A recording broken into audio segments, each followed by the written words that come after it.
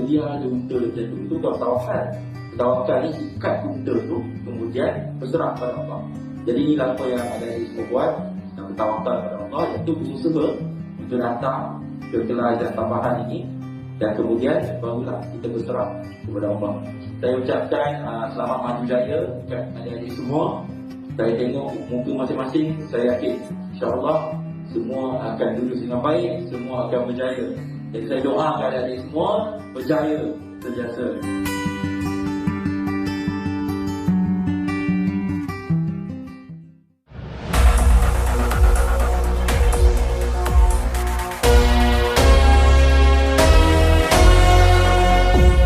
Apa pandangan YB untuk program yang telah dilancarkan pada hari Rabu oleh Yang Berhormat Menteri Besar?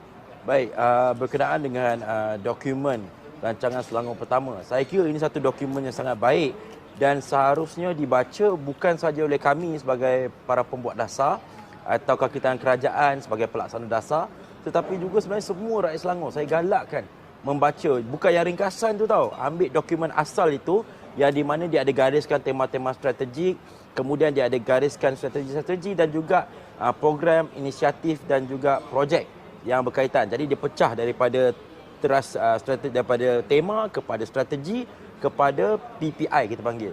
Jadi kena tengok dan kita nampak bagaimana setiap tema itu akan diperhalusi melalui strateginya, kemudian akan diperhalusi lagi melalui projek, program dan inisiatif. Jadi ini benda yang memang kena baca. Malah saya dapat tahu ada beberapa pelajar bidang sains politik juga dah mula hubungi sebab pertama kebetulan ada yang bertanya tentang satu dokumen dasar untuk negeri Selangor yang saya kira kali terakhir kita ada agak lama dahulu, dan selepas itu kita agak segalanya berjalan seperti biasa dan tiada program buku dasar yang baru.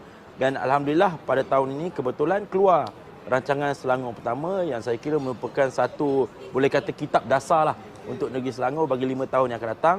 Dan saya percaya ramai pelajar-pelajar sains politik ni pun akan mencari dokumen ini untuk kajian mereka. Okay. Baik, saya percaya untuk pengundi N23, saya yakin antara yang paling ditunggu-tunggu adalah tentang masalah berkaitan dengan bencana banjir dan sebagainya. Kerana memang di kawasan kami di N23 itu, Dusun Tua, Hulu Langat ini boleh kata kami punya tulang belakang adalah sungai sebenarnya. Di tengah-tengah dun kami itu adalah sungai. Sepanjang-panjang Sungai Langat di bahagian hulu. Jadi masalah banjir lah masalah yang boleh kata agak sekerap berlaku dan berlaku agak besar kali yang tahun lepas. Dan sudah tentu ada bahagian ini disentuh di dalam bahagian pemacuan kelestarian yang mana ada disentuh berkenaan dengan taktik-taktik yang akan digunakan oleh kerajaan negeri untuk berhadapan dengan bencana seperti banjir. Sebenarnya ia bukan saja banjir, tapi ialah bencana lebih besar adalah melibatkan perubahan iklim yang melampau. Jadi di sana telah digariskan strategi-strateginya, apa tindakan yang diambil, dan cuma saya berharap apa yang kita harapkan adalah akhirnya nanti rancangan ini akan mencapai akan deliver. Itu yang paling penting sebenarnya. Sebab rancangan kita nak deliver tanpa rancangan itu tempang, tapi kalau kita ada rancangan tanpa deliver itu juga tempang. Jadi kita perlukan satu perancangan yang baik dan kita juga mengharapkan ada pelaksanaan yang baik. Jadi saya yakin ini antara benda yang orang di Hulangat sangat nak baca nantilah berkenaan dengan RS1. Okay. Baiklah, untuk kita tengok idea atau idealisme di sebalik rancangan Selangor pertama ini, kita kena juga fahamkan atau kaitkan dengan iltizam penyayang. Yang baru ni kita dulu peduli rakyat, sekarang kita iltizam penyayang.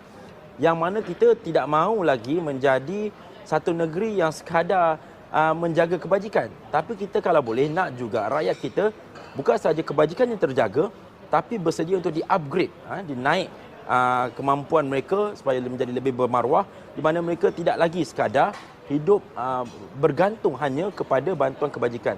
Kita kalau boleh sebenarnya sasaran ini yang bagus. Kita bukan saja mahu membantu orang, tapi kita harus mempunyai sasaran untuk bukan sekadar kita membantu, tapi kita juga harap dengan bantuan kita boleh bawa keluar daripada kesusahan itu. Sebab kalau kita membantu tapi terus membiarkan di dalam kesusahan, ini taktik-taktik politik lapuk lah.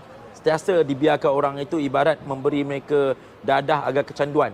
Tapi tidak, bantuan Selangor kita lihat idealismenya dan hala tujuan dah berubah, di mana kita membantu, kita terus membantu, tetapi dalam bantuan itu juga kita mengharapkan boleh membawa keluar semua mereka yang perlu bantuan ini tadi supaya tidak perlu dibantu lagi. Itu sasaran yang baiklah yang untuk kita lihat. Sebab itu kita percaya seluruh PPI lah, program, projek, inisiatif yang terdapat dalam rancangan Selangor Pertama menuju ke arah itu. Dia bukan lagi sekadar untuk memberi pancing, tapi juga bukan sekadar memberi ikan, tapi juga memberi pancing, malah ke tahap kalau boleh orang yang mendapat pancing untuk menangkap ikan tadi juga boleh buat pancing lain bagi orang lain juga. Jadi ini yang kita harapkan, dan saya percaya daripada Iltizam Selangor Penyayang itu semangat yang sama masuk ke RS1, dan inilah program-program yang disediakan itu, maka ambillah peluang-peluang manfaat-manfaat yang ada dan jangan ketinggalan. Kadang-kadang masalah kita adalah satu adalah komunikasi, kadang-kadang tidak sampai. Jadi inilah tugas sebagai pentadbir-pentadbir, wakil-wakil rakyat untuk menyampaikan ke akar umbi apa program-program yang disediakan oleh kerajaan, dan di peringkat rakyat berlumba-lumbalah untuk mengambil peluang-peluang yang ada ini. Allahu Akbar, Allahu Akbar, Allahu Akbar. La ilaha illallah, wallahu akbar. Allahu Akbar, walillahi